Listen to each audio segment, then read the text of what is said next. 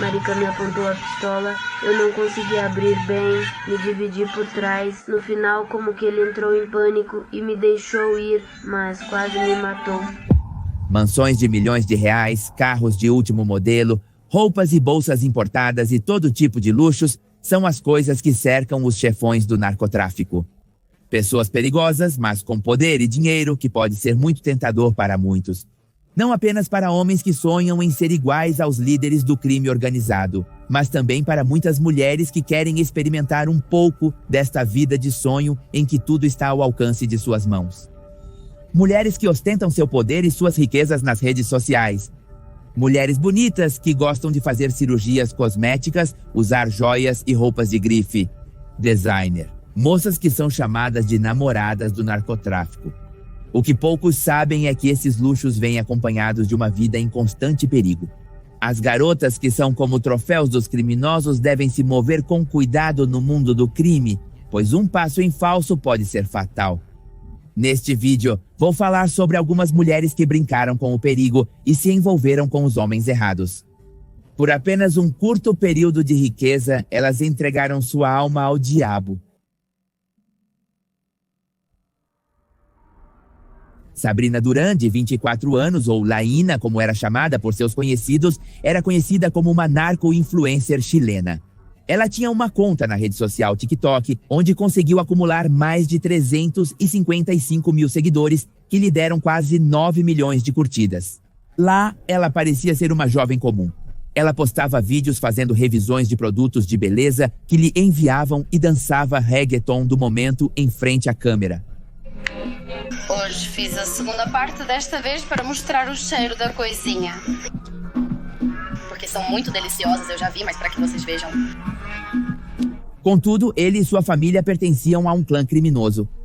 A narco-influencer tinha antecedentes por roubo de acessórios de veículos e microtráfico, ou tráfico de drogas em pequena escala, que é quando se trafica em pequenas quantidades para entrega, distribuição ou comercialização.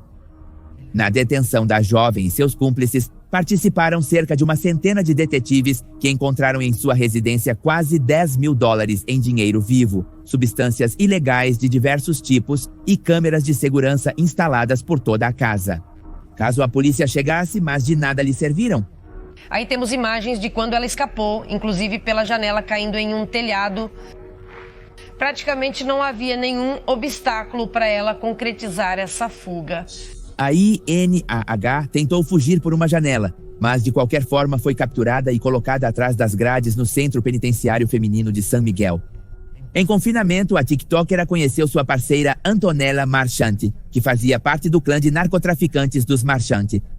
Então, depois de cumprir uma pena de 3 anos, finalmente a narco-influencer foi libertada, porém seus dias estavam contados. A mulher havia saído da prisão há 1 mês quando, em plena luz do dia, por volta das 9h30 da manhã, 2 homens a interceptaram no cruzamento das ruas 1ª Transversal e Alberto Blesgana. Sem dar-lhe tempo para reagir, eles atiraram nela cerca de 8 vezes, deixando-a agonizando na rua. Os criminosos levaram seu carro, possivelmente para simular um roubo e enganar os investigadores. Depois, o carro roubado foi encontrado enquanto estava queimando na comuna de Quilicura. Embora a narco-influencer tenha sido levada para um centro de assistência, não havia muito mais a fazer. Os homens não apenas atiraram nela, mas também a remataram quando ela estava sobre o asfalto. Nunca se soube quem ou quais ordenaram sua morte, mas provavelmente se deve, ou é quase certo, a um acerto de contas de alguma gangue rival.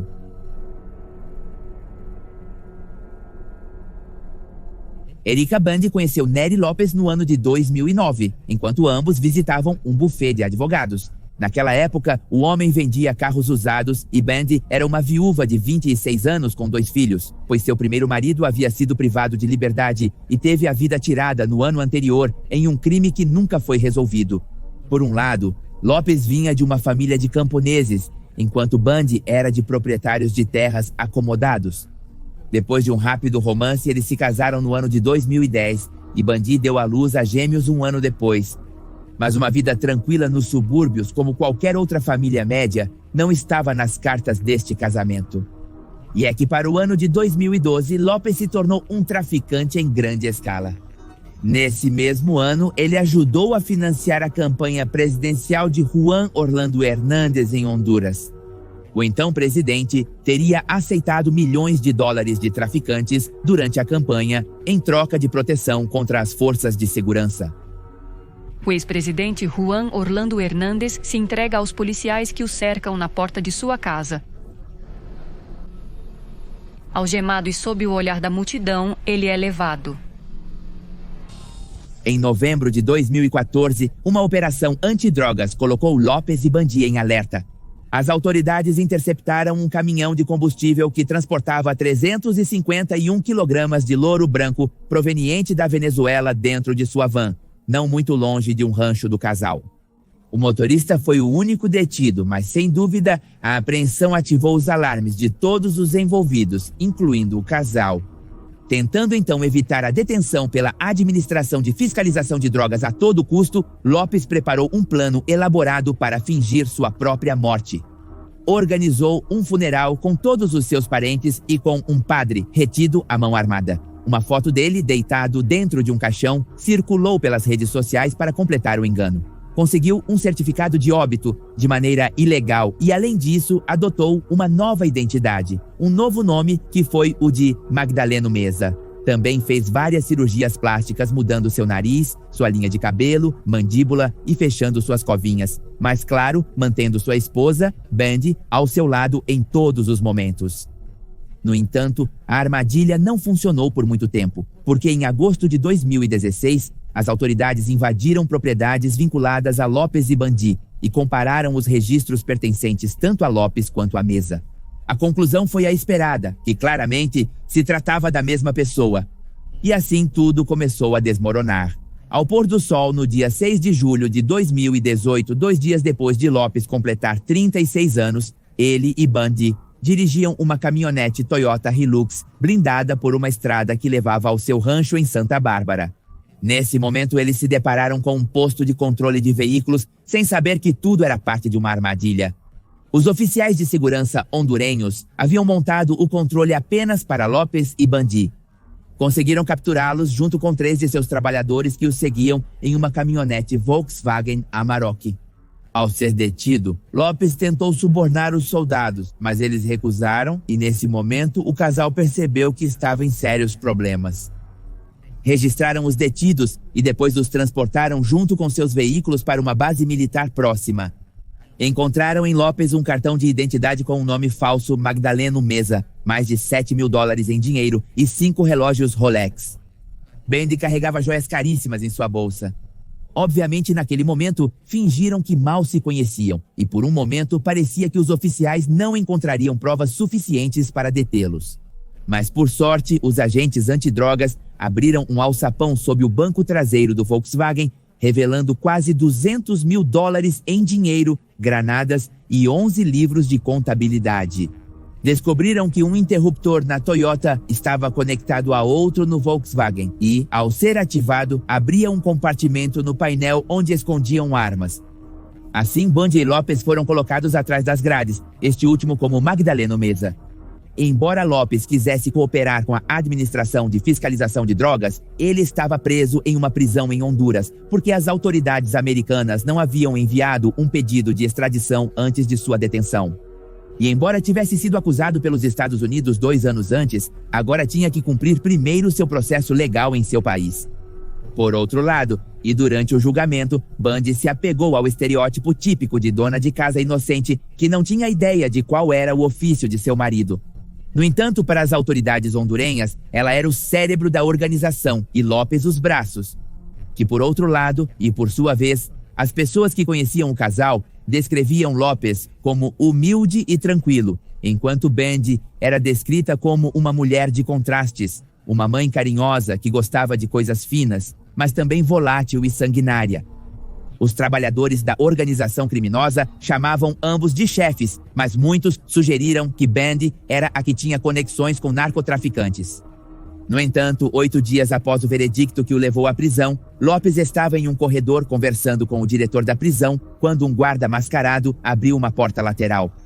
Dela saíram membros da gangue MS-13, que imediatamente dispararam contra Lopes e depois mutilaram parcialmente seu corpo de forma bárbara. Eu não peço liberdade de maneira alguma, apenas peço uma transferência para um batalhão. Não saio da cela onde estou por segurança. Eu peço que você diga ao juiz para tocar seu coração.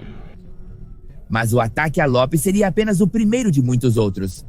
Esses crimes aterrorizaram, como você pode imaginar, Mandy, que manteve seu silêncio e conseguiu sair da prisão em 2022 graças a uma reforma do Código Penal. Mas a mulher não era realmente livre. Todo mês ela tinha que comparecer perante o tribunal como parte de sua liberdade condicional e tinha proibido sair do país. Bundy queria sair de Honduras por razões óbvias e aguardava ansiosamente o fim de sua liberdade condicional para poder viajar para um país distante e se refugiar lá para sempre. Mas para isso ele precisava de dinheiro e desde que saiu da prisão, ele vinha cobrando dívidas antigas para sobreviver. Assim, o dia 22 de junho do ano 2023 foi um dia sombrio para essa mulher. Ela estacionou em uma padaria em um Toyota Prado blindado, desceu com seus guarda-costas e entrou no local sem saber que estava sendo seguida de perto. Seus homens ficaram do lado de fora vigiando a entrada, o que lhe dava certa tranquilidade, mas rapidamente chegou outra caminhonete com homens fortemente armados, com coletes à prova de balas, que tinham um único objetivo: tirar a vida de Erika Bundy. São os momentos anteriores ao assassinato de Erika e Ulisa Bundy em Tegucigalpa, Honduras. No passado 22 de junho, ela estava em uma padaria quando entraram entre 7 e 8 homens armados, vestidos como policiais de investigação e encapuzados. Primeiro, eles dominaram a rua, forçando os guarda-costas a se ajoelharem. Depois, eles entraram na padaria e, ao ver que ela estava completamente indefesa, Bundy se escondeu atrás do balcão e colocou as mãos na frente do rosto, como se dissesse: não atire. Então, os indivíduos a levantaram atrás do balcão e Bundy pensou que seria presa novamente, mas não eram policiais de verdade, mas um sofisticado grupo de bandidos disfarçados.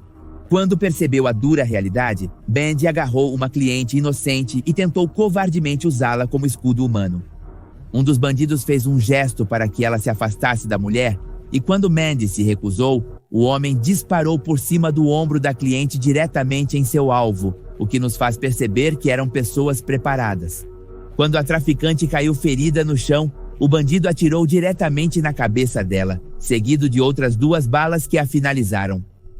No dia após o ocorrido, os advogados de Mandy foram notificados do término de sua liberdade condicional, mas ela já não estava mais presente para comemorar sua liberdade plena. As autoridades as chamam de noivas da União. São jovens com menos de 30 anos de idade. A maioria são habitantes da colônia Morelos e La Guerrero. Regularmente são realizadas cirurgias estéticas. As noivas da União, mulheres conhecidas por mostrar em suas redes sociais suas vidas luxuosas, exibindo seus presentes caros, suas viagens e seu modo de vida, graças à sua estreita relação com os líderes narcos da União de Tepito, no México. Elas são as noivas da União. No entanto, muitas delas terminaram suas vidas de forma trágica, envolvidas na vida criminosa de seus namorados membros do grupo. Detectou-se que com o dinheiro que os membros da União fornecem a partir de suas atividades ilícitas, elas montam postos de roupas ou de suplementos alimentares, estéticas locais para arrumar unhas. Graças a esses ganhos, elas conseguiram muito do que ostentam. Porém, suas histórias frequentemente têm finais trágicos. Uma delas foi Karina Itzel Morales Baltazar, mais conhecida como Kari Malabuena. Foi uma das famosas namoradas da União Tepito, tendo se relacionado com Alexis Martinez, conhecido como El Alexis.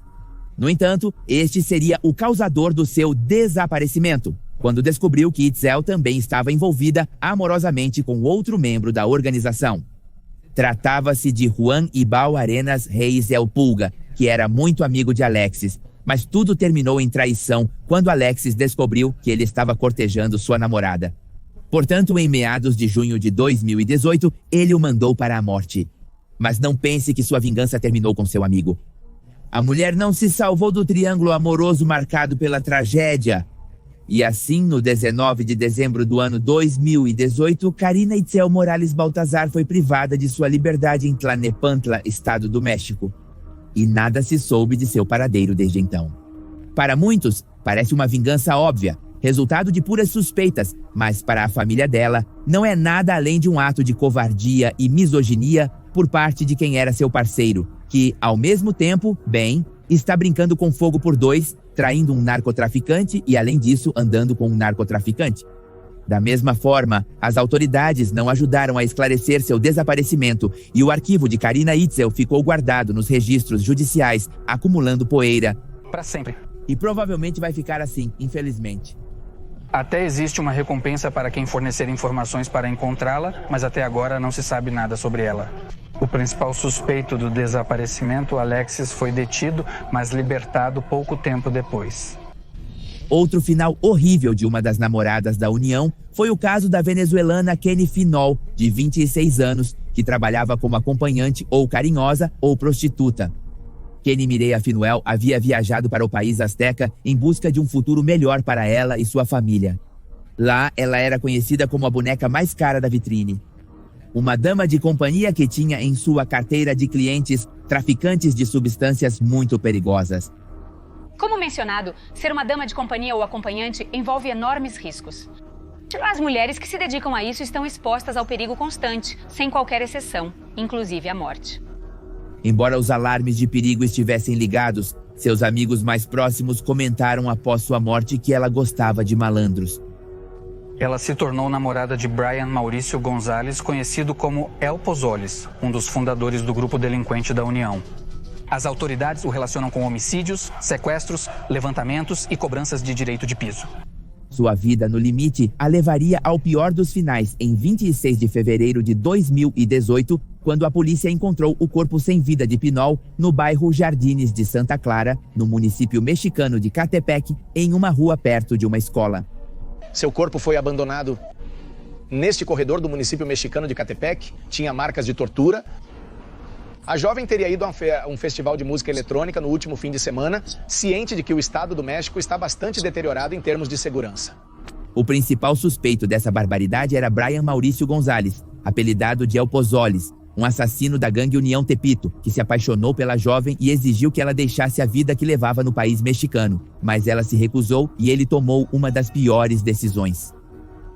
Ele não apenas tirou a vida dela brutalmente, mas a fez sofrer até que ela parou de respirar.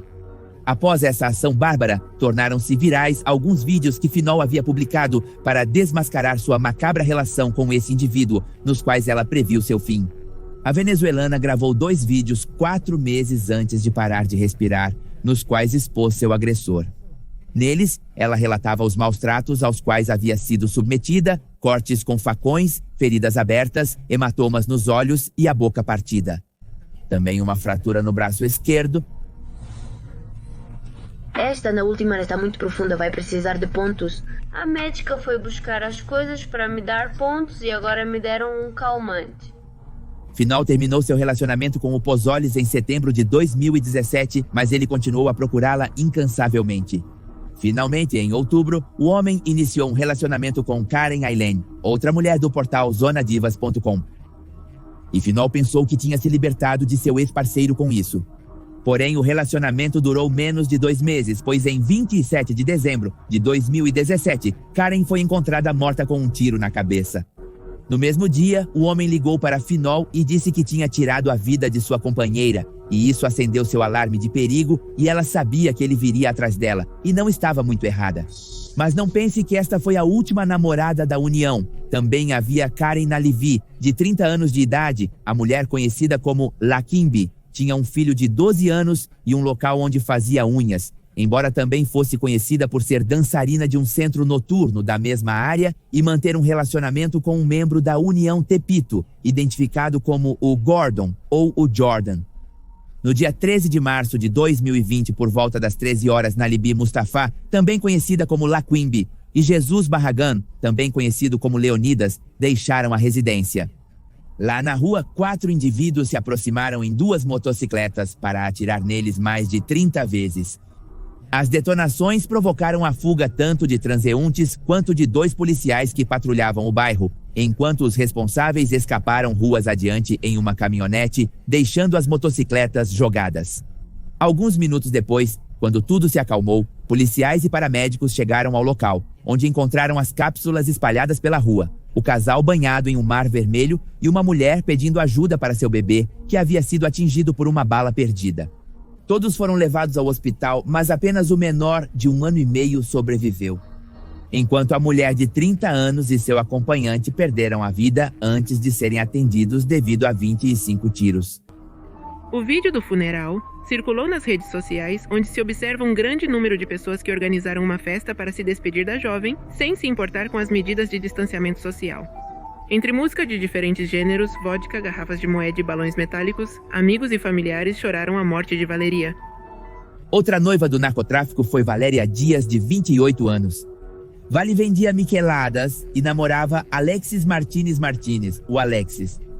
Em março de 2019, Valeria dirigia um automóvel Viral Gris na companhia de suas amigas, entre elas Brigitte, irmã de seu parceiro. Os fatos ocorreram minutos antes da meia-noite. Nesse horário, as mulheres estavam no cruzamento Panadeiros e Alfareria, quando 2 homens em uma motocicleta amarela bloquearam o caminho delas. Um deles sacou uma arma e atirou pelo menos 5 vezes em Vale, depois fugiram em direção ao Eixo Central. A noiva da União morreu após alguns minutos de agonia dentro do seu carro e cercada pelos gritos de horror de seus amigos, que nada puderam fazer para salvá-la. Ela está no carro com a música no volume máximo, conversando com algumas amigas. Uma moto se aproxima e a alveja. Estamos vendo este vídeo que foi capturado apenas alguns minutos depois de ela ter sido atacada. Chegaram para tentar ajudá-la aí onde ela vivia. E esses são apenas alguns dos casos da noiva da União, que tiveram o pior dos finais. Infelizmente são muitos mais e parecem que não têm fim. Todas as jovens que se relacionam com homens ligados ao narcotráfico têm as vidas que sempre sonharam, mas esquecem um pequeno detalhe. Os luxos vêm com uma cota de sangue de morte. Nos últimos anos, os feminicídios no México ganharam grande notoriedade devido ao aumento desmedido nesses casos, nos quais mais da metade se envolveu no crime organizado, de acordo com dados oficiais, bem como organizações em defesa da mulher. Um dos motivos pelos quais o crime organizado acabou com a tranquilidade das mulheres é que, às vezes, seus corpos são usados como vingança ou meios para enviar mensagens a gangues rivais.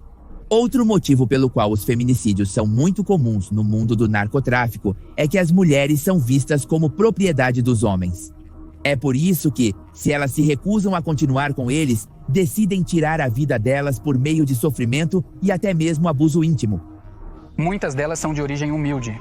A beleza é talvez a única virtude que os membros de grupos criminosos como traficantes de drogas, sequestradores ou assassinos encontram.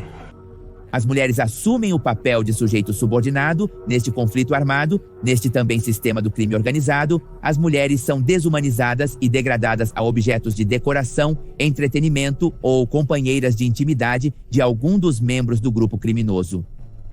O poder ou o dinheiro, talvez a ignorância as levou a se envolver com esses sujeitos. Essa beleza no final foi a causa de sua desgraça. Diante da inação do Estado, muitos afetados, especialmente mulheres, se organizam em coletivos de busca ou outras formas de apoio para procurar os desaparecidos. No processo, as questões gerais de igualdade de gênero, bem como a defesa dos direitos humanos, também se tornam o centro de atenção das organizações. Estas operam frequentemente a nível local e servem de refúgio para as mulheres vítimas de violência e seus sobreviventes. O apoio financeiro também do Estado é insuficiente e diminuiu nos últimos anos. No México, pois como você já pode imaginar, é necessário uma mudança de rumo para uma política que reconheça e puna legalmente a violência estrutural contra as mulheres. Olhe bem, filho da sua mãe cadela. Eu não dou a mínima para o Piamente ou... Aqui só falo a verdade, puro 420. Eu não durmo como o pirata ou o Xanito de Culacá. Eu sou imortal, intocável e fiz um pacto com o diabo. Ser tendência, buscar curtidas, alcançar milhares, milhões de seguidores se tornou a carreira de muitos nas redes sociais. O objetivo de fama, dinheiro e uma vida cheia de luxos é um objetivo tentador para qualquer influenciador. Mas o que acontece se, para conseguir isso, ofendemos as pessoas erradas? O que acontece se, por fazer um vídeo e dizer algo apenas para ter milhões de visualizações, colocamos a própria vida em jogo. Houve influenciadores que cruzaram uma linha muito perigosa, mencionando ou se metendo com pessoas dedicadas ao crime e a eliminar deste planeta pessoas que consideram ameaças ou que simplesmente não gostam. Hoje vou te contar os casos mais ressonantes de TikTokers e influenciadores que irritaram as pessoas erradas. Rodolfo Marques, conhecido como El Fofo, chamou a atenção nas redes sociais mostrando uma vida extravagante, cheia de luxos e festas, onde gastava com seus amigos mais de 1 milhão de pesos mexicanos por noite em bebidas. Nascido em uma família multimilionária, seu avô acumulou uma grande fortuna fabricando calçados para as elites opulentas do México, patrimônio que cresceu com seu pai, dono de petrolíferas e postos de gasolina. No total, isso deu a Fofo os luxos extraordinários para ostentar em suas redes sociais. Era comum ostentar sua vida excêntrica através da tela do celular, especialmente seus automóveis, entre os quais se incluem um Lamborghini, um Camaro, um Porsche, entre tantos carros de milhões de reais. Também se gabava de seus animais de estimação, dos quais deu à sua namorada um filhote de leão e um jaguar que chegou a banhar com champanhe. Obviamente foi um fato que lhe rendeu denúncias por maus tratos a animais. No entanto, seus vídeos virais e populares de festas, luxos e polêmicas atingiram um novo nível quando, em julho de 2022, ele teve a ideia de fechar a movimentada ponte Matute-Remos em Guadalajara. O que vamos fazer é que vamos fechá-lo, vamos estacionar as naves assim e vamos fechá-lo literalmente. Os carros, provavelmente as pessoas vão se incomodar e começar a buzinar, mas é uma demonstração de poder. Vejam, vejam, vejam. Deixa eu começar a dançar aqui na ponte. Olhem, fechamento do periférico só pra mim, mais uma vez mostrando o que o dinheiro e o poder podem fazer aqui no México. Ninguém me incomoda. As pessoas são irritantes, sempre me filmando. Senhor, não me filme, sou uma figura pública. Simplesmente porque quis. Simplesmente para ter a ponte para ele e seus amigos. Simplesmente para mostrar seus carros de luxo. Simplesmente para demonstrar que tinha o dinheiro e o poder para fazer isso. Claro que seu ato teve consequências. E não estamos falando das legais, porque aqui isso não existe. E a repreensão do Estado. Isso não foi nada. Uma insignificante multa de 35 mil pesos, uma quantidade mínima, nada para ele. Mas há um poder muito maior que as autoridades locais e que todo o dinheiro da abastada família Marques.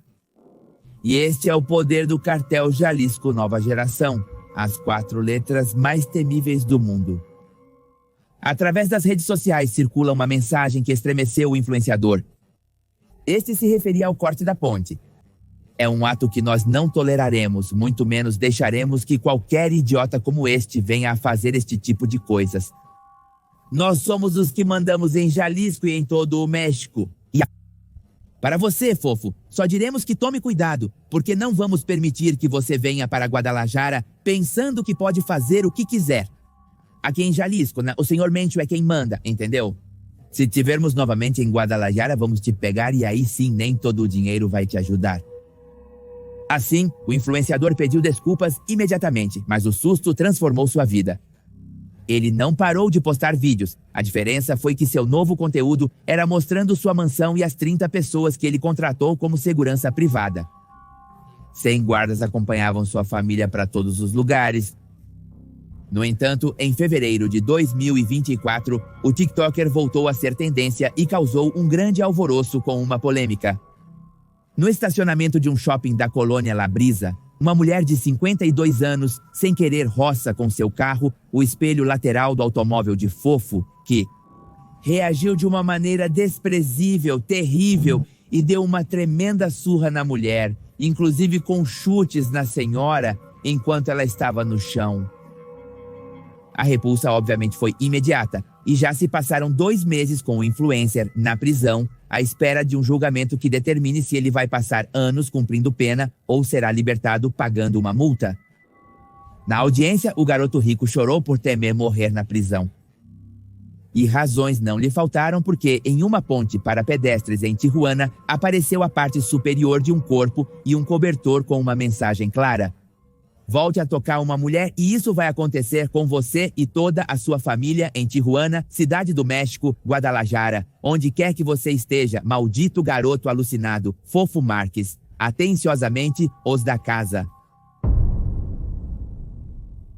De um golpe à fama para o que muitos podem significar a vergonha, para este rapaz foi um passe para a vida cheia de luxos e excessos que sempre sonhou. E é que, ao contrário de Fofo, o pirata de Culiacán cresceu com necessidades. Nasceu como José Luiz Laguna Rosales e o que melhor conheceu em seus primeiros meses de vida foi o abandono. Seu pai fugiu antes dele nascer e sua mãe o deixou muito pequenino aos cuidados de sua avó, Maria Rosales Torres. Ele ajudava sua avó com a economia da casa e desde pequeno saiu para a rua para se dedicar à venda ambulante de tamales, pozole e outros alimentos. No entanto, como muitos jovens, sonhava com o narcotráfico, com seus luxos, dinheiro, festas e mulheres. Já na adolescência, começou a trabalhar como empacotador em um supermercado, onde conheceu o mau caminho, que incluía substâncias ilegais e álcool, tornando-se um hábito até que a avó o internou em um centro de reabilitação. Mas o jovem fugiu para Culiacán para trabalhar como limpador de para-brisas e foi aí que sua vida mudou. Com essas novas amizades ligadas à máfia e ao narcotráfico, embora não tenha chegado a fazer parte de nenhuma organização criminosa, começou a ir a festas até que aquele vídeo se tornou viral. A partir daí, milhares e milhares de pessoas começaram a segui-lo em suas redes sociais, o que lhe deu acesso à vida que desejava. Era comum vê-lo postando fotos com relógios caros, joias, carros, armas banhadas a ouro, roupas militares ao estilo narcotráfico, mansões, festas, mulheres e, acima de tudo, com álcool. A fama de influenciador bêbado o acompanhou, mas ele não se importou e começou a se chamar o Pirata de Culiacán. Ele chegou a ter 790 mil seguidores no Facebook, 37 mil no Twitter e 323 mil no Instagram e acreditou que tinha alcançado o céu com as mãos, apesar de seu conteúdo ser vídeos de baixa qualidade, onde as pessoas riam dele, como um onde ele tentava, por exemplo, montar a cavalo, outro onde ele se assustava como um tigre. Conteúdo lixo. No entanto, os milhares de seguidores e a vida de festas subiram à sua cabeça e, sem estar em seu juízo perfeito, ele lançou a ameaça errada. Pai, eu te trago o que for, não importa o quê. Então, o México está me esperando, não importa o quê. É o líder de um dos grupos mais poderosos e violentos do mundo, o infame Grupo das 4 Letras. Seu nome não deve ser dito em vão. E ele já provou isso em mais de uma ocasião. Não podia permitir que faltassem respeito a ele tão facilmente nas redes sociais. A efêmera fama então se dissipou completamente deste menino. Seu desejo de ser traficante e viver à bala chegou no dia 18 de dezembro de 2017, mas ele se encontrou do outro lado do gatilho. Naquela noite, ele saiu para tomar uns drinks com alguns amigos no bar Mentados Canteiros, em Jalisco, quando alguns homens entraram e o alvejaram. 15 impactos apagaram sua vida para sempre e instantaneamente. Sua avó e sua família não souberam nada sobre os rendimentos que ele poderia ter por ser um influenciador, se é que ele teve, claro. Seu corpo descansou por 3 dias e 3 noites em um necrotério, sem que ninguém o reclamasse, e seu túmulo até hoje tem um aspecto abandonado. Os milhares de seguidores, a fama e os luxos não o acompanharam após sua morte, e assim ele ficou. Pamela Montenegro del Real foi uma youtuber conhecida como Nana Pelucas. No início, ela se dedicou a fazer humor infantil. Sua extravagante peruca afro e o tom de voz agudo e estridente a ajudaram a atingir o público infantil. Mas não foi até que ela mudou drasticamente o rumo de seu conteúdo que alcançou repercussão. Mantendo sua peruca e aparência, tudo mudou nas eleições municipais de 2015, quando começou a fazer críticas e sátiras a políticos, muitos dos quais foram convidados e entrevistados em seu canal do YouTube, chamado El Sillón TV. Depois que essa foi a pior administração que já tivemos, depois que passavam o tempo todo fazendo esse cara é quem sabe onde, porque sempre que eu ia aos escritórios eu não encontrava o Neil. Neil não me encontrava e estão pedindo um bônus. Meus filhos, o que acham? Não, eu também quero ser vereadora. Meus filhos não fazem nada e vejam, eles estão indo muito bem. O que vocês acham? Pelo conteúdo do seu canal, tornou-se uma voz influente na comunidade de Acapulco Guerrero. Isso atraiu olhares de incômodo de certos círculos de poder. Em seu humor carregado de crítica, apontou o prefeito do município, Evódio Velásquez Aguirre, de corrupção com Zonatur, que é um organismo do governo que promove as áreas de turismo e de convivência com os grupos criminosos da região. Além disso, muitos suspeitavam que Nana Pelucas estava por trás de um blog e Twitter que expunham a atividade criminosa de Acapulco e a existência do Cartel Independente de Acapulco, a Síndrome da Imunodeficiência, adquirida comandado por José Daniel Cervantes, o Barbas. As ameaças ao influenciador não demoraram a chegar e desde 2016 ele sentiu o medo de ser uma pessoa pública. O humor então deu lugar ao terror. Terá incomodado alguém importante? Por que tiraram a vida da youtuber? Bem, talvez essas perguntas nunca sejam respondidas e continuarão no ar como estão até este momento. O que você estaria disposto a fazer para ganhar seguidores? Illuminati 6 era um usuário do Twitter, Reddit e TikTok que aceitava desafios em troca de ganhar mais e mais seguidores. Um de seus pedidos foi longe demais e o jovem não pensou. Ele simplesmente agiu sem medir as consequências de insultar um dos homens mais perigosos do mundo. Olha bem, filho da sua puta mãe, eu não dou a mínima para o Mencho. Aqui eu só digo puro 420. Eu não durmo como o pirata ou o Xanito de Culacá. Eu sou imortal, eu sou intocável e eu fiz um pacto com o diabo, desgraçado. Então, se você não sabe de mim, da minha existência, eu vim para te dizer. Mandar fogo, Menchos. Não tenho medo de dizer isso, desgraçado. Falo isso em frente às câmeras ou aqui. Não dou a mínima para a mãe do Mencho. Mas eu digo isso por 420. E é que o jovem desapareceu das redes sociais e especulou-se que a cota de valor que ele teve para lançar tremenda afronta ao Mencho das 4 letras é porque vivia fora do México, mais precisamente em Richmond, na Califórnia. Um ataque em terras americanas por um simples insulto poderia ser muito perigoso e cruzava uma linha crucial entre o cartel e as forças da ordem dos Estados Unidos. No entanto, pouco tempo depois, Illuminati apareceu de outra conta e com um tom muito diferente daquele garoto ameaçador. Fiz este vídeo para o Sr. Mencho. Peço desculpas. O que eu disse não estava certo. Não estava consciente do que estava dizendo. Estava errado. Acordei muito idiota naquele dia. Não percebi as consequências. Deixei-me levar pelos seguidores. E peço desculpas. Gosto de você e da sua família. E Mencho, não me mate, cara. Eu tenho uma família, assim como você. E peço minhas desculpas. Todos nós cometemos erros. E bem, eu sei que tudo isso está sendo visto, então peço desculpas porque a verdade é que eu não sabia o que estava fazendo. Todos erramos e eu tenho problemas psicológicos, então lembre-se que gostamos de você. Saudação! Do outro lado do mundo, também se fala com redes sociais e com violência. Mohit Moore foi um treinador de ginástica que começou a postar conteúdo no TikTok sobre autocuidado, treinos e conselhos de vida, com frases bonitas e de superação. Isso o tornou uma celebridade em sua cidade natal, Nagar Far Delhi, na Índia, o país mais populoso do mundo.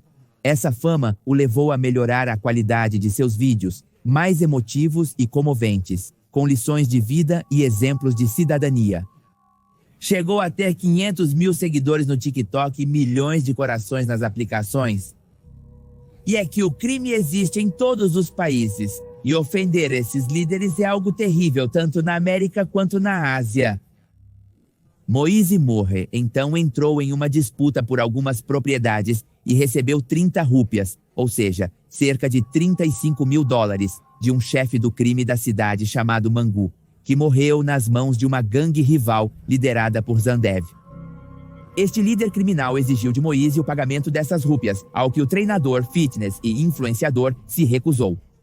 Na sua lógica, ele devia esse dinheiro a Mangu e com a sua morte não tinha que pagar a ninguém. Sandep então enviou um adolescente de 17 anos para cobrar a dívida e nessa ocasião Moite deu uma surra no jovem. O líder criminal enfureceu e ofereceu ao adolescente humilhado eliminar o influenciador. E é assim que no dia 21 de maio de 2019, visitou, referindo-me a Moit, um amigo em sua loja, uma copiadora localizada no centro da cidade. E conversando com seu amigo, viu como o adolescente que humilhou entrou com mais 2 homens. Foi a última coisa que ele conseguiu ver. E é que dispararam 13 vezes, resultando em 7 balas mortais. O influenciador sangrou até a morte no sofá da loja e perdeu a vida em segundos. As autoridades indianas agiram rapidamente e prenderam 2 dos 3 perpetradores. Mas o líder criminal fugiu do país, mas não por muito tempo. Hoje ele está atrás das grades por ordenar o crime deste influenciador. Dançando diante da câmera com música urbana, roupas de grife, joias, um influenciador que chegou a ter 500 mil de seguidores no TikTok. E ao contrário dos anteriores, ela era o perigo. Sabrina Duran Monteiro era conhecida como a rainha do narcotráfico do TikTok, ou simplesmente a garota que liderava junto com seus irmãos um poderoso cartel de narcotráfico no setor de Peñaflor, em Santiago do Chile. De família criminosa, ao contrário de outras garotas, ela não cresceu admirando as Barbies ou alguma estrela de televisão chilena. Seu ídolo era Joaquim El Chapo Guzmán, por isso em várias ocasiões usava nomes para suas redes sociais relacionados ao chefe do cartel de Sinaloa, como Joaquina ou Katrina Guzmán. Então, viciada na câmera do celular, ganhou milhares de seguidores e milhões de curtidas no TikTok, ostentando seu poder aquisitivo, vida criminosa, mostrando joias, bolsas de grife, manicures, cirurgias estéticas nas clínicas privadas mais exclusivas da capital chilena, calçados de grife e de luxo. Por outro lado, a polícia local já estava em seu encalço. Apontada como líder de uma gangue criminosa de Peñaflor, conseguiram sua prisão seguindo suas redes sociais. No dia da operação policial, a influenciadora tentou uma fuga cinematográfica por uma janela que resultou em um final realista, quando acabou atrás das grades. Na prisão, sua fama como influenciadora não parou e, ao contrário, cresceu e era comum ela postar conteúdo mostrando suas roupas de marca e as comodidades com as quais vivia na prisão. Aqui a pergunta é, como foi permitido a ela ter um celular em um lugar onde se supõe que isso é proibido? Mais uma razão para mostrar seu poder como a rainha do narcotráfico no TikTok. Da mesma forma, enquanto cumpria a pena, ela também se apaixonou por sua companheira de cela, Antonella Marchand, outra traficante do poderoso e temido clã Marchand. No entanto, além do amor, a vida nas redes sociais deu a ela uma oportunidade para mudar o rumo de sua carreira criminosa. Os milhões de visualizações e curtidas a aproximaram de pequenas empresas para que ela fizesse publicidade de seus produtos. Ela era paga com dinheiro ou com os próprios produtos. Porém, sua outra vida a aguardava lá fora. Em seus curtos 24 anos, ela fez inimigos e logo eles chegaram até ela. No dia 23 de outubro do ano 2023, ela foi baleada e morta na rua. O último vídeo dela é se arrastando pelo asfalto antes do tiro de misericórdia de seu perpetrador. Ela tinha alguma proteção porque havia pessoas que queriam matá-la, mas eu acredito que era pura e simplesmente porque tinham inveja dela. Porque a garota era como, não sei, tinha personalidade, fazia suas propagandas no TikTok, dançava, bonita. Os investigadores ainda debatem os motivos que a colocaram na mira da arma que tirou sua vida. Uma teoria aponta para um acerto de contas por uma ordem do INAH, que cortou a existência de um jovem. Embora os mais conhecedores das ruas de Peñaflor garantam que a mente por trás do atentado contra Sandra Duran Monteiro foi a gangue criminosa rival La Banda de Yoi Lili, também liderada por mulheres e que mantinham um conflito de anos contra o INAH e seus irmãos pelo controle da comuna e o monopólio dos narcóticos. De entregador de pizzas a milionário, Fernando Pérez Algaba se gabava de ter feito sua imensa fortuna do nada com base em esforço, inteligência e talento. E a boa vida ele mostrava em suas redes sociais, mais precisamente no Instagram, onde tinha quase 1 milhão de seguidores. Quando o influenciador irrompeu nas redes, contou sua história de superação em vários meios de comunicação. Ele foi entregador de pizzas e diversos alimentos com os quais comprou uma moto, a melhorou e a vendeu por um bom dinheiro. Então ele descobriu sua grande habilidade para comprar e revender automóveis e motocicletas, acumulando em poucos anos uma pequena fortuna. No entanto, ele perdeu tudo na bolsa de valores.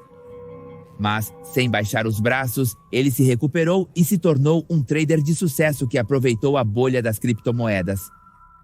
Nessa nova faceta, Lechuga, seu apelido, abriu um escritório com dezenas de traders sob seu comando no exclusivo Puerto Madero, na Argentina.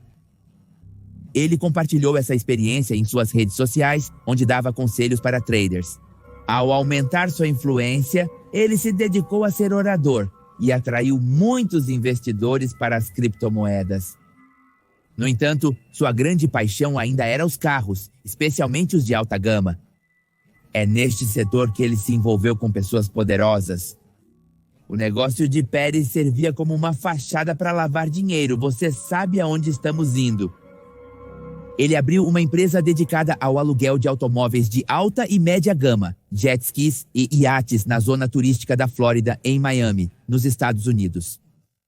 Por sua vez, mantinha 2 escritórios de traders em Puerto Madero, Argentina, e outro em Barcelona, na Espanha. No Instagram, por sua vez, ele se gabava de seus carros de luxo, vida esplêndida, viagens ao redor do mundo, mulheres, joias e toda a excentricidade que você possa imaginar. No entanto, atrás da fachada de puro brilho, escondia-se uma pessoa com problemas financeiros, também com as pessoas erradas. Enfim, era julho de 2023. Fernando tinha 41 anos e vivia entre Espanha e Estados Unidos porque na Argentina temia pela sua vida. Uma série de negócios deu errado para ele e ele devia dinheiro a pessoas muito perigosas. Com a esperança de se recuperar e voltar a ser solvente, ele retornou à Argentina e nunca mais sairia do país. No domingo, um grupo de garotos que jogavam futebol neste lugar que estamos mostrando agora encontrou uma pequena mala, onde dentro estavam as 2 pernas e os 2 braços do empresário. Começaram a trabalhar os mergulhadores táticos, a polícia científica, os bombeiros voluntários e, na segunda-feira, encontraram o tronco, que estava em sacos de lixo perfeitamente fechados. E na terça-feira, encontraram o crânio, a cabeça do empresário dentro de uma mochila. Por isso este crime está em pleno desenvolvimento e aqui temos um testemunho-chave. A mulher estava nesta açougue quando chegaram 2 homens em uma motocicleta e deram vários tiros em sua cabeça. Ela foi transferida para a unidade intermediária de Belém. Griselda Blanco era conhecida como a rainha da cocaína, que abriu a rota de Medellín para os Estados Unidos e, por causa disso, abriu o caminho para todo o cartel de Medellín na década de 70. Um final distante do glamour que uma mulher tão poderosa soube lidar. Mas, na verdade, que final de vida pode ser chamado de glamouroso? Nem todas as mulheres sonham em ser princesas. Há aquelas que sonham em ser rainhas da morte. Desde Griselda Blanco a La Catrina, houve mulheres que não hesitaram e se lançaram para conquistar o mundo criminal do narcotráfico com um sucesso avassalador à base de astúcia e sangue. Mas estar no topo tem um custo muito alto que se paga com consequências fatais. Essas mulheres souberam conquistar um mundo dominado pelos homens e o conquistaram sendo iguais ou até mais letais que eles. A ferocidade dessas mulheres as tornou temíveis, mas também odiadas, com inimigos por toda parte, tanto forças de segurança públicas quanto cartéis rivais que, no fim, as eliminaram conforme suas próprias regras.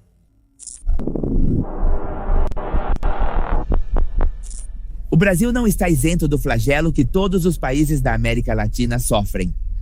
O crescimento das gangues criminosas dedicadas ao tráfico de drogas. A terra do carnaval e da alegria há muito tempo foi invadida pela tristeza que os criminosos trazem. Uma atmosfera pesada de medo e morte.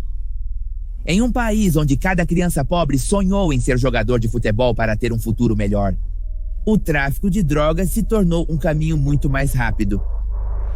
Hello Kitty foi conhecida como a dama do tráfico de drogas e manteve o Rio de Janeiro em suspense em sua curta carreira criminosa. A cidade carioca vive uma proliferação de gangues criminosas e poderosos chefões do tráfico, mas a jovem Hello Kitty foi a mais temida e audaciosa de todas. Nasceu no 25 de dezembro do ano 99 no Morro da Ilha Conceição, em Niterói. Isso é no Rio de Janeiro. Muito antes de ser a aterrorizante Hello Kitty, era Rayane Nazareth Cardoso da Silveira e cresceu nas comunidades evangélicas da região. Tal era a sua devoção que ela realmente cantava gospel nas paróquias evangélicas da área. Obviamente, ninguém imaginou que ela trocaria as notas musicais para Deus por notas ou balas para a morte. Com 19 anos, ela conheceu o amor e mudou seu destino. Deixou o microfone com o qual cantava e o trocou por uma pistola. Como uma moderna Bonnie e Clyde, Kitty e seu namorado montavam na motocicleta preta dele e assaltavam as pessoas e as lojas da área. O namorado da jovem perdeu a vida em um tiroteio contra a polícia em Minas Gerais no ano de 2018. Mas apesar dessa dolorosa perda, a jovem não refletiu sobre o estilo de vida que adotou e foi ainda mais fundo nesse caminho. Ela se mudou para a favela do Chabal e, através de roubos, sequestros e extorsões, tornou-se uma pessoa temida. Sua fama então cresceu com cada golpe criminoso e chamou a atenção não apenas das autoridades, mas também de criminosos mais importantes. Foi assim que ela foi recrutada e apadrinhada por Alessandro Luiz Vieira Moura, conhecido como 20 anos. Ele era o chefe do tráfico de drogas na área de Salgueiro e São Gonçalo, no Rio de Janeiro, e líder do famoso Comando Vermelho, um dos grupos criminosos mais famosos de todo o Brasil. Foi criada em uma prisão do Rio de Janeiro por criminosos comuns e militares de esquerda na década de 70, enquanto o país sofria uma sangrenta ditadura militar. Depois, no final dos anos 70, a gangue chegou às ruas do Rio, onde os membros livres se dedicavam a delitos menores e roubos a bancos. Para fornecer dinheiro àqueles que estavam presos para manter uma boa qualidade de vida e financiar tentativas de fuga. No entanto, nos anos 80, tudo mudou, quando o Comando Vermelho invadiu o mundo do narcotráfico e suas alianças com cartéis colombianos. Os tornou ferozes e eficientes também para controlar parte do negócio. Como membro, então, voltando a essa garota da poderosa gangue, foi que ganhou o nome de Hello Kitty, que a tornou imortal para as lendas dos corredores das favelas do Rio.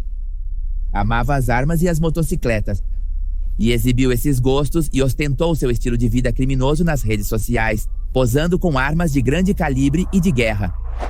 Mas não apenas os seguidores fizeram sua fama, mas sim a sua ferocidade e violência. Vários homicídios e ataques a gangues rivais levaram a sua marca, o que a transformou na mão direita de 20 anos, um mentor do crime.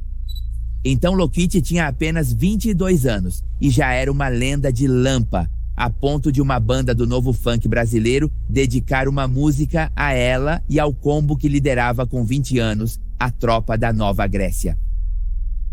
Da mesma forma, a polícia estava de olho nela, os cartazes de recompensa por qualquer informação que levasse à sua captura inundaram as ruas das favelas de São Gonçalo e todo o Rio. Temia ser capturada, por isso em suas redes sociais ela sempre aparecia com uma mudança de visual para despistar os investigadores.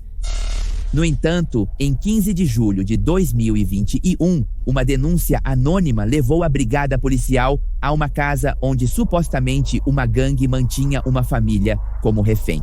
No local, encontraram a Hello Kitty, há 20 anos, e um terceiro cúmplice chamado Michael Wander, Miranda Marins, apelidado de Playboy e filho de um importante pastor evangélico de São Gonçalo.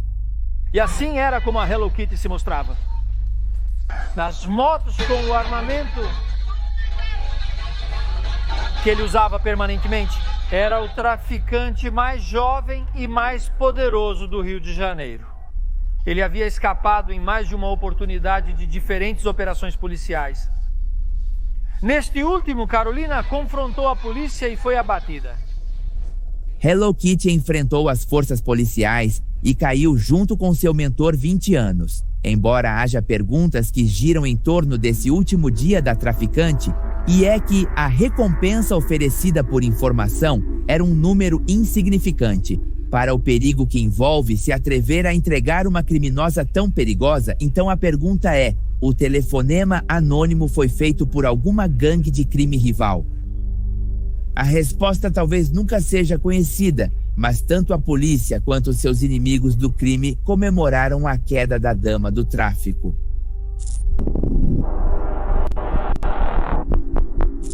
Arrumar-se, ficar bonita, tirar uma foto e sair para tirar uma vida. Isso é o que fazia a assassina tiktoker Mixi Padilla, também conhecida como Latilina. Ela tinha milhares de seguidores na famosa rede social, onde postava vídeos mostrando com orgulho suas armas de guerra e as siglas de sua organização Cartel do Golfo, ou seja, Cartel do Golfo. O poderoso cartel é a organização criminosa mexicana mais antiga, cuja fundação remonta aos anos 30 na zona de Tamaulipas, com uma fronteira privilegiada com o Texas para contrabando. Foi o criador dos Zetas, o que resultou em uma sangrenta guerra interna que colocou em risco a zona e a própria existência do Cartel do Golfo e que resultou na fragmentação desta poderosa organização em várias facções como os Escorpiões, os Metros, os Ciclones, as Panteras, os Vermelhos, todos contra todos e todos contra um. As alianças mudavam e se renovavam com mais violência e, precisamente no Cartel do Golfo, os Metros, é que iniciou seu caminho delituoso Mixi. Muitos apontam esta facção como a precursora de ter em suas fileiras mulheres como assassinas, porque contam com uma arma adicional, a sedução e engano de adversários. Um dos braços armados dos Metros era chamado de Os Tilines, em homenagem ao seu carismático e poderoso líder Ivan, o Tilín Segura. Foi sua ideia a inclusão de mulheres e em suas células de assassinos contava com várias e eram bastante eficazes em eliminar tanto rivais narcotraficantes quanto membros da polícia e também do exército mexicano. E por sua vez, Mixi Padilla sem dúvida foi uma das que mais se destacou, não só pelo seu talento na hora de tirar uma vida, mas também por a violência que também exercia. Ela era chamada de Tilina, porque estava casada na época com o próprio Tilín. Muitas se destacam pela sua ferocidade e pulso frio na hora de tomar decisões, e Mixi Padilla foi uma delas. Essa mulher era bem conhecida por postar vídeos cantando narco-corridos e ostentando seu estilo de vida no sicariato com suas armas e coletes à prova de balas, juntamente com sua beleza. E era um verdadeiro coquetel mortal para aqueles que cruzavam com ela na vida real, porque isso significava apenas perder a vida. Depois, no dia 29 de março do ano 2022, Mixi postou um vídeo no TikTok como era seu costume, com uma música de narco-corrido tocando, com seu colete, sua metralhadora carregada e pronta para sair com seu combo, e esse seria seu último vídeo. Nesse mesmo dia, enquanto viajava numa caminhonete Toyota branca com Tilín e mais 3 membros dos Tilines, cruzou com um comboio de 3 veículos do exército mexicano que, ao vê-los armados e reconhecê-los, prosseguiram para abrir fogo.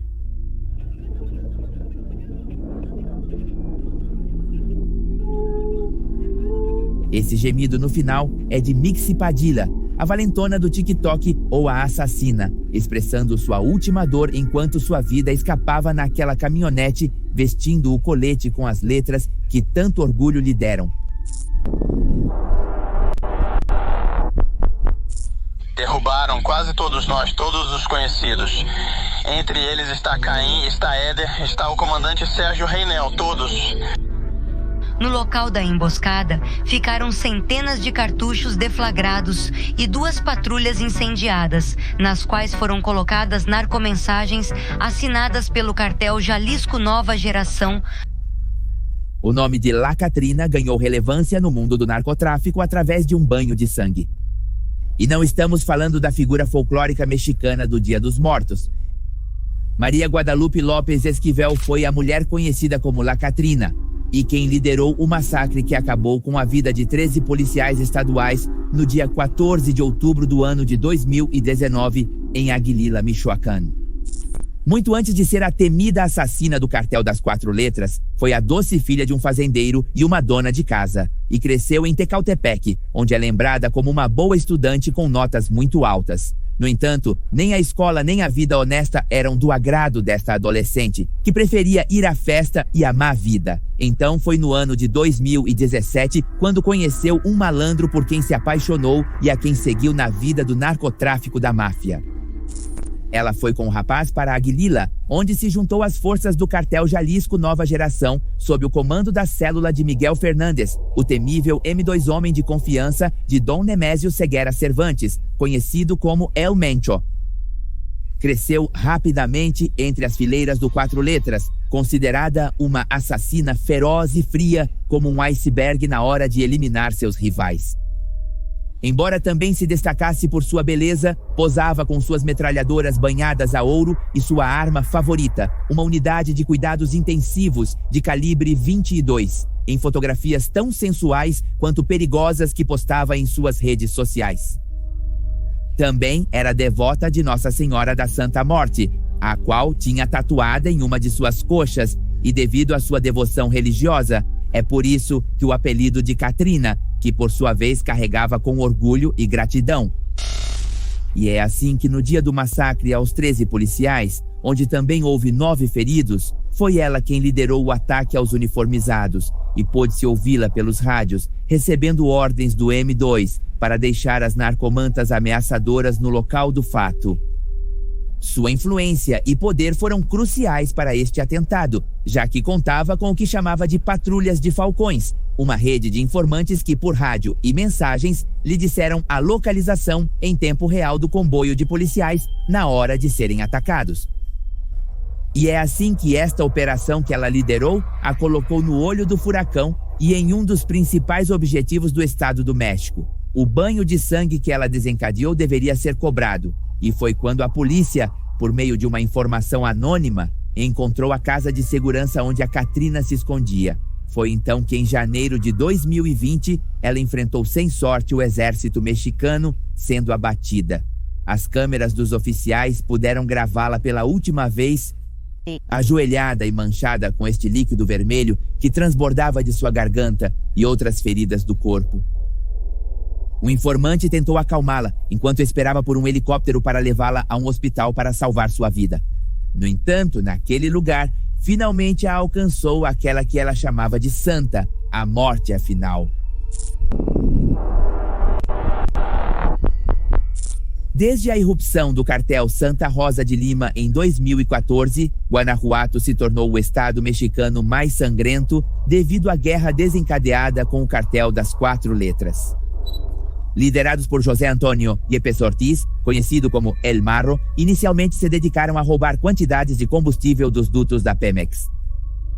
Assim, com o crescimento de seu poder, eles se abriram para outros negócios, especialmente o do ouro branco, o que lhes deu a capacidade de se tornarem verdadeiras forças militares e se expandirem para estados vizinhos como Querétaro e Michoacán, resultando também em um confronto brutal contra o cartel Jalisco Nueva Generación do Mencho. El Marro, por outro lado, manteve seu séquito de confiança no círculo da família, delegando operações e decisões a seus irmãos, pai e sua irmã, Karen Lisbeth Yepes Ortiz. Karen conseguiu impor grande respeito entre os subordinados do cartel de Santa Rosa de Lima. Viam-na como uma mulher temível, calculista e de grande astúcia na hora de tomar decisões, por isso ganhou o apelido de Senhora. Assim, sob a órbita de seu irmão, ela se apaixonou por um de seus tenentes mais confiáveis da organização, a quem conheciam como El Calamaro. Em plena guerra então contra o 4 letras, ou seja, o cartel Jalisco Nueva Generación, a senhora e El Calamaro decidiram celebrar seu casamento em 11 de janeiro do ano 2020. O compromisso de honra foi na igreja da Virgem de San Juan de los Lagos, da comunidade de Pelavacas, em Celaya, em Guanajuato. Karen, vestida de branco, estava no altar com seu futuro marido, entre seus amigos e familiares, quando um grupo de caminhonetes blindadas do cartel Jalisco Nueva Generación apareceu no local e começou a atirar para todos os lados. O alvo era o Marro. Estávamos atrás de você, sujo Marro, mas vocês saíram correndo como velhas. Sabíamos que você estava no casamento, filho da sua mãe. Enquanto isso, deixamos sua irmã em seu lugar tendo o Calamaro. E assim vão ficar todos os cães que continuam apoiando esse sujo. Filho do seu cachorro. Assim, em agosto daquele ano, o Marro foi capturado pelas autoridades. O seu cartel estava numa posição demasiado frágil e longe do poder que costumava ter. O controle passou para as mãos de seu irmão Rodolfo, o Rudy, que fez alianças com os escorpiões do cartel do Golfo e mercenários colombianos para enfrentar o cartel do Mencho. Quando o Rudy foi preso por oficiais em novembro de 2022, muitos supuseram o fim do Santa Rosa de Lima. No entanto, um novo líder nas sombras assumiu com uma mão dura e pesada. Em Tarimoro, em um mês, 2 policiais foram silenciados e em sua casa massacraram um ex-comandante e sua cunhada, seu pai e sua sobrinha de 7 meses. Também ocorreram narcobloqueios e queima de veículos em 5 municípios. E no 17 de dezembro de CENEPASTO 2022, ocorreu o massacre de Salvatierra, onde 12 jovens foram eliminados da face da terra por um grupo armado do CSRL. Mas quem era a mão sombria nas sombras que deu todas essas ordens e reviveu o poder do cartel Santa Rosa de Lima? Pois deixe-me te contar. Pois bem, um grupo de ativistas cibernéticos em 2023 saqueou as bases de dados do Exército do México no que foi chamado de Guacamaya Leaks. E entre relatórios secretos foi revelado que as autoridades estavam na trilha de Karen Yepes Ortiz, supostamente no comando do cartel Santa Rosa de Lima. Segundo a investigação, a senhora não caiu abatida no dia do seu casamento e, com astúcia e paciência, cimentou o poder suficiente para enfrentar o 4 letras ao traçar uma nova aliança com a agente Nova Salazar. Mas o que vocês acham? Ou se você é de lá, me diga, ela sobreviveu ao atentado do seu casamento ou é outra pessoa que vai querer vingar a perda do seu marido? Deixe isso nos comentários.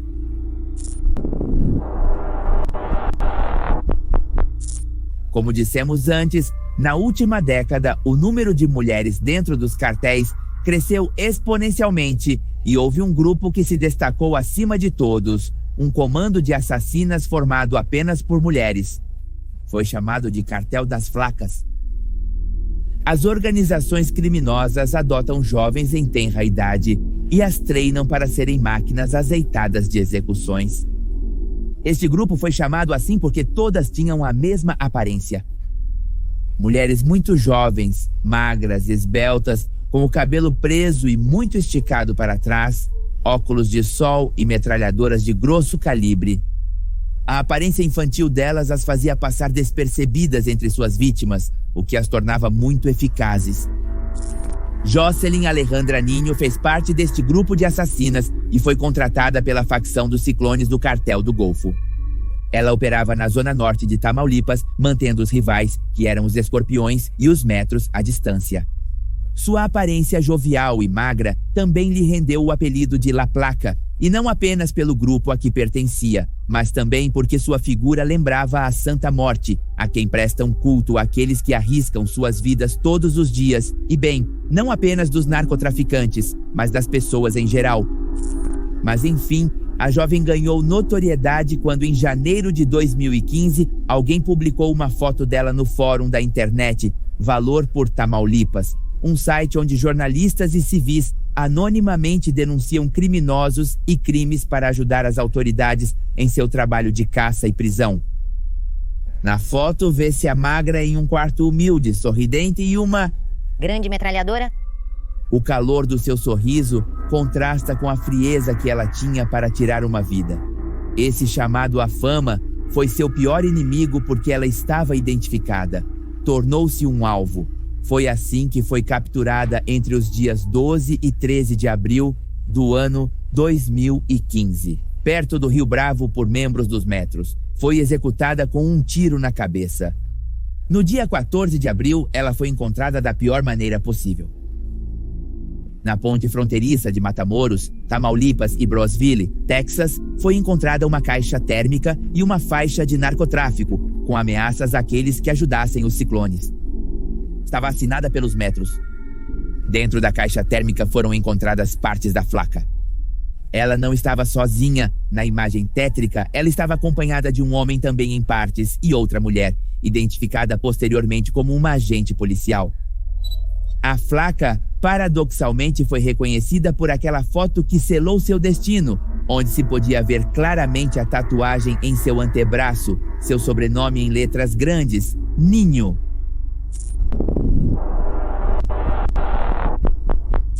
Muito se fala sobre a violência do narcotráfico no México ou na Colômbia, mas muitos também se esquecem da América Central, a principal rota para que as cargas cheguem de um ponto a outro. A família Lemos, na Guatemala, é um nome que faz mais de uma pessoa tremer. A linha entre narcotraficantes e políticos se desfoca quando se fala da prefeitura de Jutiapa, Moyuta, um estado na fronteira com El Salvador. Dentro desta família, duas irmãs se destacaram, Maíra e Marissa, o terror de Jutiapa. E é que havia quem dissesse que onde elas passavam, a morte seguia.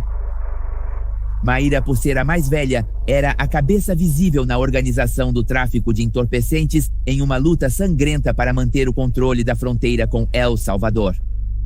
A melhor maneira era se disfarçar de políticos, algo que tinha garantido graças ao seu irmão Magnum Lemos, prefeito de Jutiapa. Muito se falava sobre Maíra e um rumor sempre aumentava sua fama de dama do mal. Este contava que ela tirou a vida de quem era seu marido e que jogou o corpo em outra cidade. Nunca foi julgada nem acusada por este crime, mas nas ruas todos sabiam que foi ela mesma quem tirou essa vida. E tantas outras, porque em Jutiapa, candidatar-se para governar a prefeitura significava um bilhete direto para o cemitério. Maíra ordenava a viagem. No entanto, ela mesma foi alvo de atentados de gangues criminosas que buscavam o controle da área. No ano de 2006, enquanto viajava com seu irmão, prefeito Magnum, e vários familiares, seu veículo foi interceptado por uma van da qual desceram alguns homens e abriram fogo em Mazalba. No atentado, Maíra e Magnum se salvaram, mas 4 pessoas de sua família perderam a vida, incluindo Jennifer, uma jovem de 17 anos e filha de Maritza. Este fato transformou a mãe em um bloco de gelo, um bloco de ódio também, e o braço direito de Maíra. Depois, em 2009, Magnum Lemos Pérez faleceu de um infarto durante seu mandato como prefeito. Por isso, Maíra se candidatou para o cargo. Como dissemos, neste lugar reina a lei do Oeste e a linha entre os criminosos e os políticos é quase invisível. Assim, em plena campanha para acessar o governo, foi realizado um comício no Hotel Los Cuernos, na cidade Pedro de Alvarado, em Jutiapa, Moyuta. Maíra se apresentou com sua equipe de guarda-costas. Era 17 de fevereiro do ano 2011. As pesquisas a apontavam como a favorita para ganhar as eleições. No entanto, alguém tinha outros planos. Várias caminhonetes chegaram ao local e desceram homens armados até os dentes que abriram fogo sem piedade, sem perguntar. Marissa estava em sua caminhonete blindada relativamente perto quando ouviu os tiros. Ela foi com seu guarda-costas ao local, mas foram repelidos pelos ataques. Encontrou sua irmã Maíra em um escritório nos fundos onde... chegou se arrastando. Ela foi criada naquele mesmo lugar. Marissa viu o corpo sem vida de Maíra em uma poça de seu próprio sangue e o rosto desfigurado pelos tiros que levou no rosto.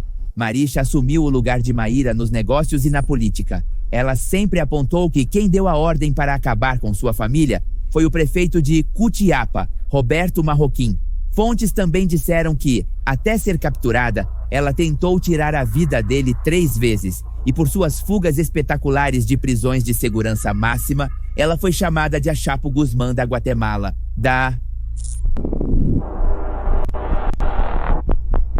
demonstrar sua bravura, mostrando que era assim, que dava ordens. Pois eu diria que a única coisa que ela tinha era E eu não chamo isso de inteligência, brutalidade. Em se destacar, e que era muito assassina, a sangue frio. E por que é que temos que ver que as pessoas admiram e dizem, ai, como ela fez para construir um império? O império das drogas é o mais fácil de gerir no mundo, simplesmente não tendo coração. Griselda Blanco fugiu de casa muito pequena para se fazer nas ruas de Medellín. Entre malfeitores e perigo, soube forjar seu destino, se prostituiu, roubou e com 15 anos já era uma delinquente temível. O amor nunca a distanciou dos negócios obscuros. De fato, fez com que ela se aprofundasse cada vez mais.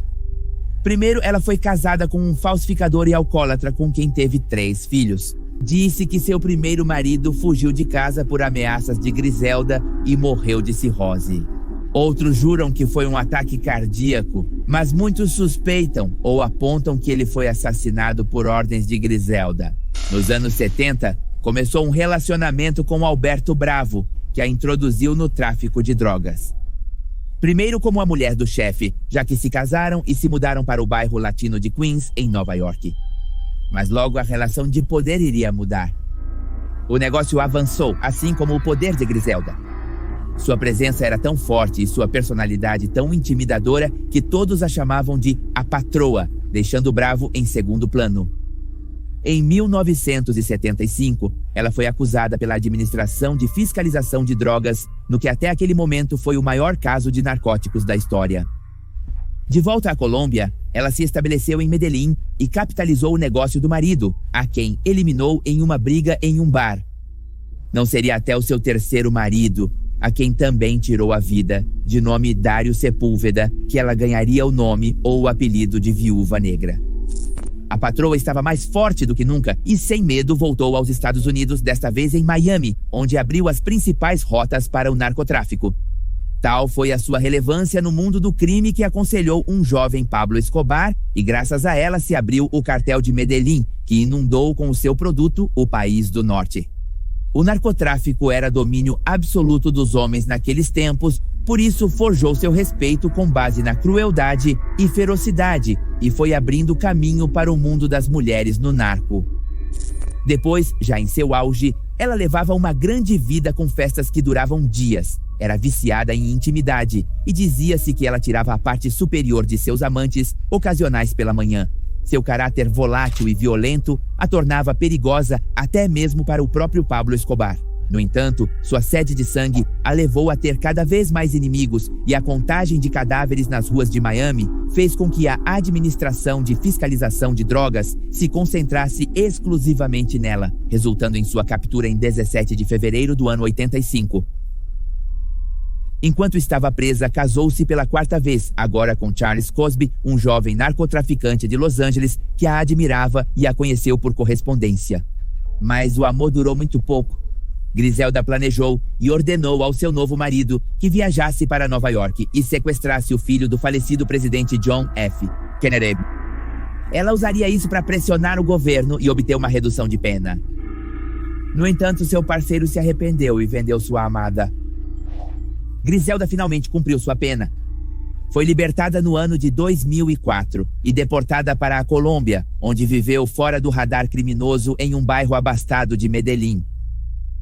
Mas os inimigos que ela acumulou não se esqueceram dela, porque ela tirou a vida de muitos, talvez centenas, e a máfia nunca esquece.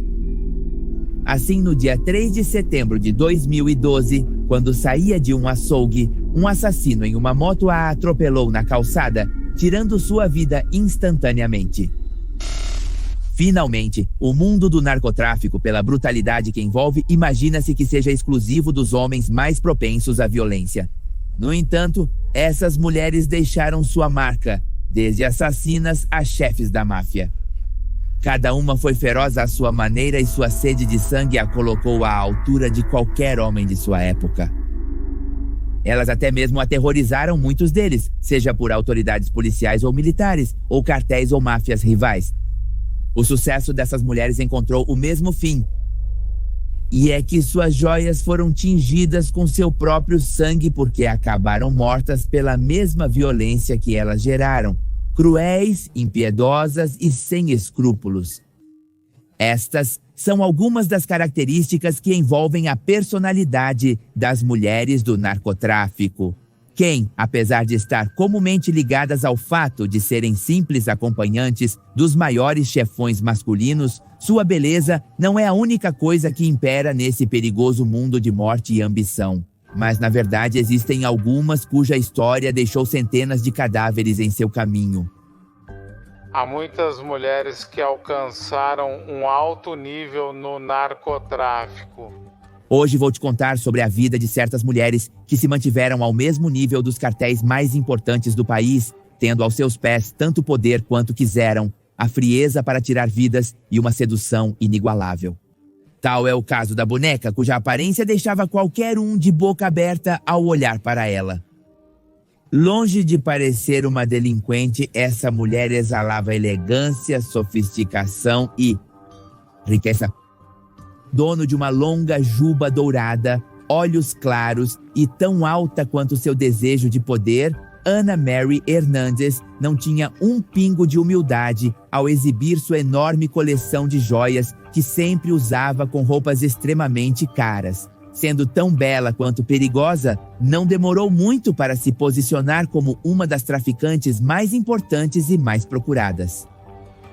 E garantem que com sua audácia e beleza, essa mulher conquistou um lugar no perigoso mundo do tráfico de drogas, que também conquistou uma parte do coração de Joaquim, o Chapo Guzmán.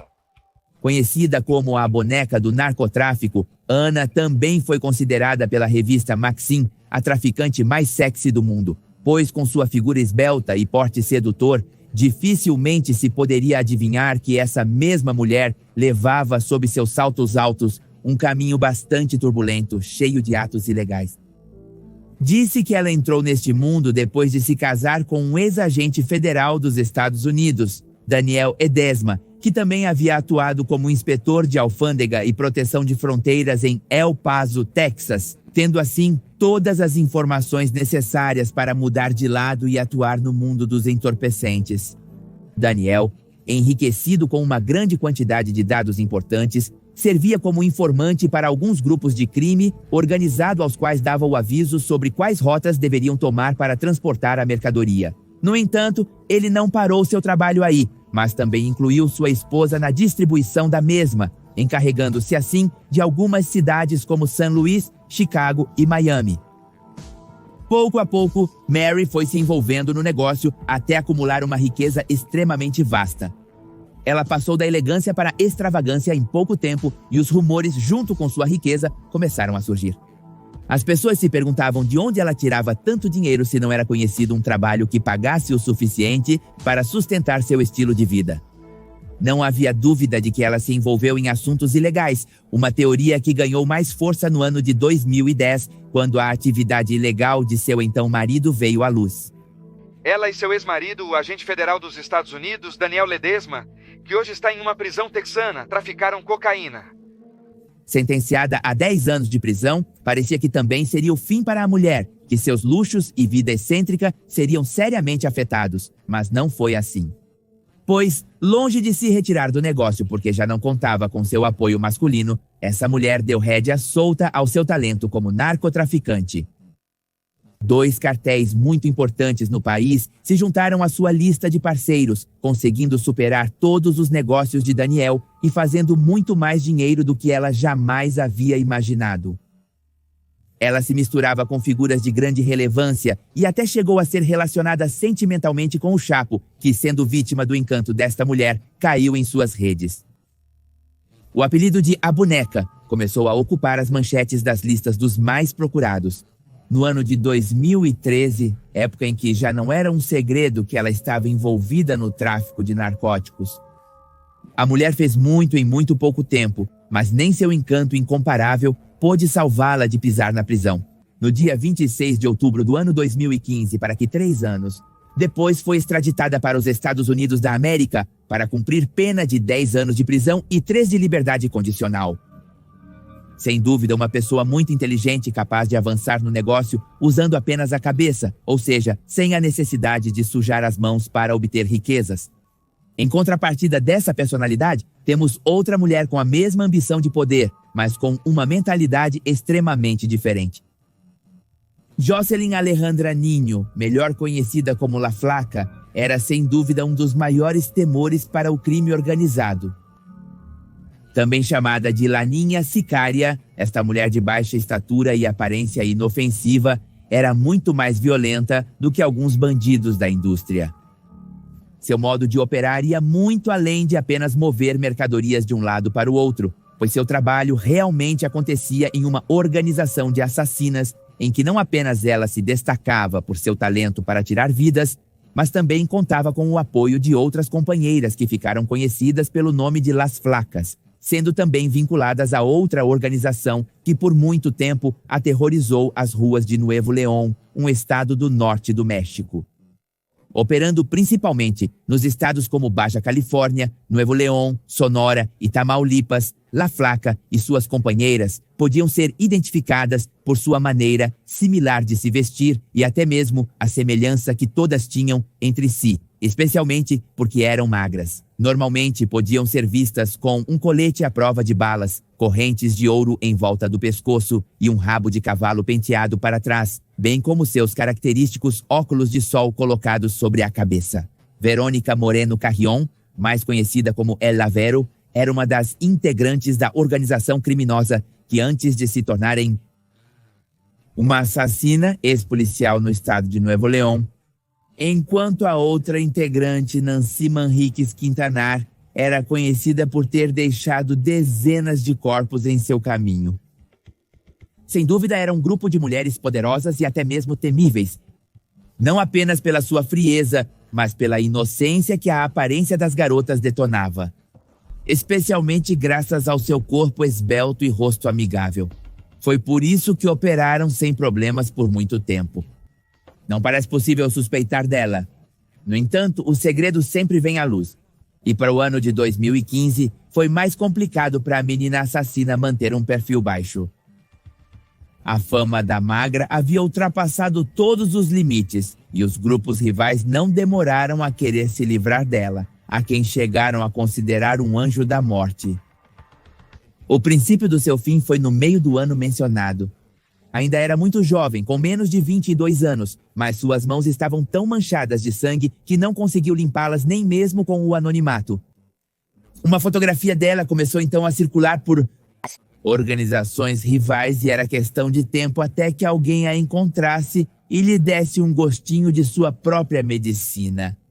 Uma organização conhecida pelo nome de Os Ciclones foram quem popularizou essa fotografia. Nela, pode-se ver Jocelyn vestida com um colete, uma corrente de ouro, sua arma de fogo e uma tatuagem no braço que dizia menino. O que se pretendia era colocá-la sob o olhar de seus inimigos para que alguém tomasse a iniciativa de colocar um ponto final em sua vida ou em sua ausência que fosse localizada pelas autoridades pertinentes. No entanto, antes de chegar aos olhos da polícia, foi identificada por outro grupo de delinquência conhecido como os Metros, principais rivais das Flacas. Foram eles que a privaram de liberdade entre os dias 12 e 13 de abril do ano 2015 em Rio Bravo, em Tamaulipas, e não teriam nenhum único sinal de piedade para ela. Era hora de pagar com sangue todos aqueles crimes que ela cometeu sem hesitar. No dia 14 de abril, o crime foi divulgado através da conta do Twitter que era gerida por essa gangue criminosa. Eram imagens extremamente perturbadoras e explícitas que não deixavam dúvidas de que se tratava da Flaca. Mas seus restos colocados em um cooler revelavam parte de seu braço separado com a tatuagem que dizia menino, que obviamente não vou mostrar aqui, pois são extremamente fortes. Posteriormente, o médico legista determinou que sua morte foi causada por um tiro na parte superior da cabeça, após o qual ela foi desmembrada e colocada no cooler, colocando assim um ponto final no reinado de terror que a Flaca perpetrou por tanto tempo, sendo aquele sussurro no ouvido de seus inimigos, avisando-lhes que a morte estava rondando muito perto. Mas não é novidade que as mulheres estejam envolvidas nesse tipo de negócio obscuro. Simplesmente são minoria, e é muito difícil acreditar que as mulheres que se envolvem no mundo do narcotráfico o fazem apenas para serem companhia de algum chefe notório. No entanto, a verdade é completamente diferente, pois, como vimos, há aquelas que são consideradas muito perigosas e de sangue frio. Tal é o caso de Ana Griselda Blanco Restrepo, quem ganhou tanto o apelido de Rainha da Coca quanto o de Viúva Negra, embora também se refiram a ela como a Madrinha da Coca, a Patrona ou a Grande Senhora. Griselda Blanco era conhecida como a Rainha da Coca, que abriu a rota de Medellín para os Estados Unidos e, como resultado disso, abriu o caminho para todo o cartel de Medellín na década de 70. Nascida em Cartagena de Índias, Colômbia, em 15 de janeiro do ano 43, teve seu melhor momento no sólido mundo do narcotráfico na época dos anos 70 e 80. No entanto, disse que sua estreia no crime remonta à sua infância, quando tinha apenas 11 anos. Pois andava pelas ruas do seu bairro atuando como batedora de carteiras e ganhando dinheiro à custa daqueles que não desconfiavam de uma menina de tal idade. 4 anos depois, ela fugiu de casa para escapar dos conflitos que enfrentava diariamente com seu padrasto, um sujeito sem escrúpulos que só se dedicava a maltratá-la e agredi-la. Há quem diga também que foi a partir daí que ela começou a trabalhar na venda de entorpecentes, mas outras fontes apontam Alberto Bravo como o homem que a introduziu ao narcotráfico, este homem sendo seu segundo marido e para quem ela trabalhava como designer de sapatos. Mas não qualquer sapato, mas modelos especiais com compartimentos para transportar a mercadoria. E assim foi como a mulher começou a acumular sua riqueza, sendo ela muito antes de outros chefões importantes com milhões e milhões de dólares em seu poder. Mas, acima de tudo, dona de um halo de violência, onde tinha que provar seu valor, já que, sendo um negócio controlado principalmente por homens, não se deixar pisar era seu principal objetivo para continuar se destacando como a mais temida. Griselda trouxe um nível de violência sem precedentes para o narcotráfico. Se ela lhe devia dinheiro e não queria pagar, ela mandava matar. Se você lhe devia dinheiro e não queria ou não podia pagar, ela também mandava matar. Como se não bastasse, com o passar do tempo, ganhando mais dinheiro e residindo em Nova York, não lhe pareceu suficiente ser a única no negócio. Assim, ela introduziu seu próprio filho ao perigoso mundo do narcotráfico. Michael Blanco, considerado seu filho favorito, teve o infortúnio de viver sob os cuidados de uma mãe sem escrúpulos que o expôs à crueldade humana desde muito pequeno. Aos 5 anos vi um homem ser queimado na minha frente, entes queridos mortos, assassinados e torturados. Eu tive que ver os corpos e enterrar meus irmãos. Parecia que a única coisa importante para a viúva negra era o poder, pois ela estava tão disposta a perder seus filhos como resultado de suas atividades ilícitas que se livrar de seus 3 maridos não foi uma tarefa difícil para ela. Disse que aqueles que foram cônjuges desta mulher temível, ou seja, Carlos Trujillo, Alberto Bravo e Dario Sepúlveda, perderam a vida supostamente por suas próprias mãos. Carlos Trujillo, seu primeiro casamento de uma década, morreu aparentemente de cirrose, embora sempre houvesse suspeitas sobre a mulher, enquanto Alberto Trujillo deixou este mundo por ter sido descoberto em uma infidelidade, sendo assassinado por sua própria esposa. Quanto ao último, sabe-se que ele tentou escapar de suas garras, levando consigo o filho que tinham em comum, mas assim que foi alcançado, ele se despediu não apenas de seu filho, mas de sua vida para sempre do mundo. Seu reinado de terror acabou em 85 com sua prisão. No entanto, isso não ocorreu antes que ele pudesse transmitir seus conhecimentos do negócio para o próprio Pablo Escobar. Segundo dados não oficiais, a mulher tem mais de 200 homicídios em seu nome, mas apenas 2 puderam ser comprovados, pelos quais ela foi condenada a 20 anos atrás das grades, tempo que cumpriu até o dia 6 de junho do ano 2004, o dia em que foi libertada. Posteriormente, ela manteve um perfil baixo, mas todo o seu mórbido passado demorou 8 anos para alcançá-la, pois um indivíduo disparou os tiros que a levaram à sepultura no dia 3 de setembro do ano 2012 em Medellín, na Colômbia.